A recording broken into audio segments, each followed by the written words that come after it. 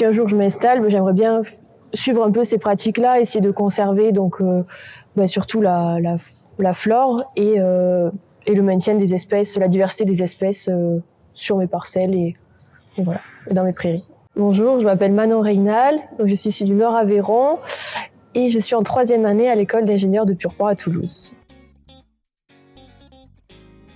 Alors mes parents sont tous les deux agriculteurs, donc dans le Nord Aveyron. Je me suis lancée dans les études d'ingénieur tout simplement parce que j'aimerais m'installer par la suite, mais dans un premier temps, je voulais quand même avoir un bagage supplémentaire en plus de ce que m'apprennent mes parents. Et je me suis dit que l'école d'ingénieur était une bonne chose puisqu'on fait notamment des stages, donc on voit d'autres pratiques, tout ça, et je savais que ça me serait bénéfique moi pour l'avenir et si je m'installe.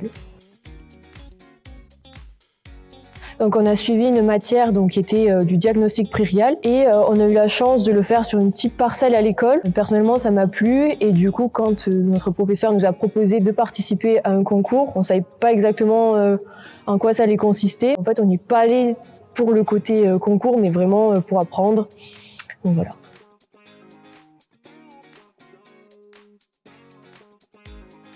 Sur l'exploitation en bovin viande, c'était vraiment une personne qui voulait éviter par exemple tout ce qui était enrubanage, tout ça, vraiment faire directement du pâturage, donc c'est-à-dire éviter après toutes les herses de prairie, tout ça, que ce soit vraiment les vaches qui broutent l'herbe et donc qui laissent leurs excréments dans la parcelle sans passer par exemple de herse, que tout se fasse à l'aide des micro-organismes, par exemple les bousiers, ce genre de choses, mais éviter toute mécanisation et que ça se fasse naturellement, voilà.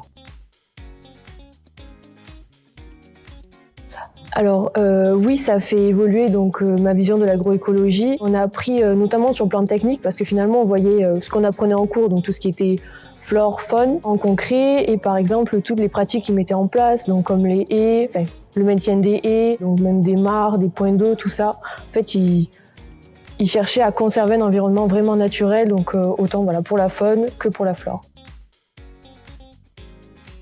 On ne s'attendait pas du tout à recevoir d'ailleurs un prix. Vraiment, on a fait ça dans un esprit de curiosité. Et même si on l'a fait sur une journée qui était très pluvieuse, c'était un peu compliqué. Mais vraiment, on ne l'avait pas fait pour ça. Et on est quand même très content de recevoir un prix. Là, on peut échanger avec des agriculteurs qui étaient passionnés, qui voulaient vraiment transmettre, qui ont pris le temps de nous expliquer pourquoi ils faisaient ça, comment ils le faisaient, tout ça.